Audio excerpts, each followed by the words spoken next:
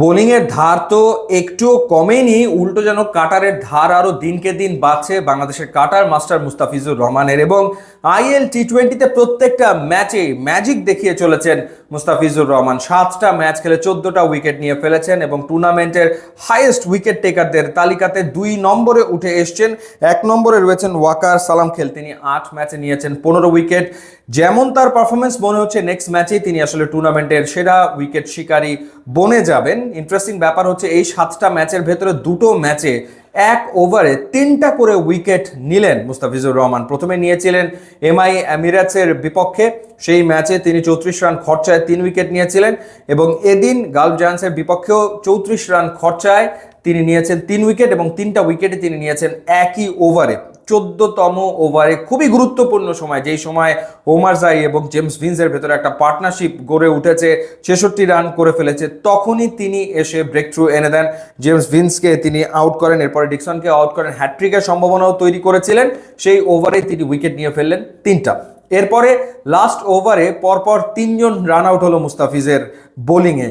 তো সেই ক্ষেত্রে 6টা উইকেট পতনে সরাসরি ইনভলভ থাকলেন মুস্তাফিজুর রহমান।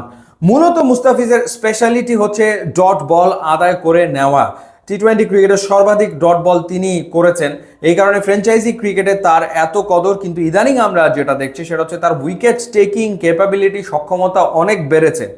স্কিল তো ডেফিনেটলি আছে, নতুন যেটা মনে হয় যোগ হয়েছে সেটা হচ্ছে যে ব্যাটারের মাইন্ড গেম নিয়ে খেলা, অর্থাৎ ব্যাটারের মাইন্ড নিয়ে প্রতিনিয়ত এখন তিনি যেন খেলছেন এবং উইকেট আদায় করে নিচ্ছেন।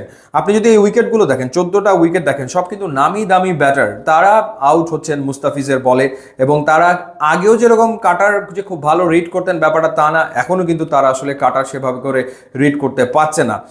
এবং মনে হচ্ছে যে কলকাতা নাইট রাইডার্স সত্যিকার অর্থে অনেক কমে মুস্তাফিজকে পেয়ে গেছে, মানে 9 কোটি 20 লাখ রুপিতে মুস্তাফিজ খেলবেন কলকাতা নাইট রাইডার্সে, এটা নিয়ে অনেক কথা হয়েছে, আলোচনা হয়েছে, এত দামে মুস্তাফিজ KKR-এ গেছে। কিন্তু IL T20-তে তার যে পারফরমেন্স, সেই পারফরমেন্স দেখার পর তো মনে হয়েছে অল্প দামেই KKR পেয়ে গেল মুস্তাফিজকে। এবং আরও একটা আলোচনা চলছিল যে মুস্তাফিজকে একাদশে রাখা হবে কি হবে না। এই পারফরমেন্স করার পর যদি মুস্তাফিজকে KKR তাদের প্লেইং 11-এ না রাখে তাহলে কেমন করে আসলে হয়? আমার তো মনে হয় যে ক্যারিয়ারের সেরা ফর্মে এই মুহূর্তে ফিজ রয়েছেন, যেরকমভাবে তিনি বল করছেন, এক কথায় অসাধারণ। এবং অভিজ্ঞতা যে অমূল্য, সেটাই যেন আমরা দেখছি তার বোলিংয়ে। অর্থাৎ এই যে তার দীর্ঘ জার্নি, তিনি যে শিখেছেন প্রতি মুহূর্তে, সেই অভিজ্ঞতাটাই যেন মাঠে তিনি নিংড়ে দিচ্ছেন যখন তিনি বাংলাদেশের জার্সিতে খেলছেন, কিংবা যখন খেলছেন কোনো ফ্র্যাঞ্চাইজি টিমের হয়ে।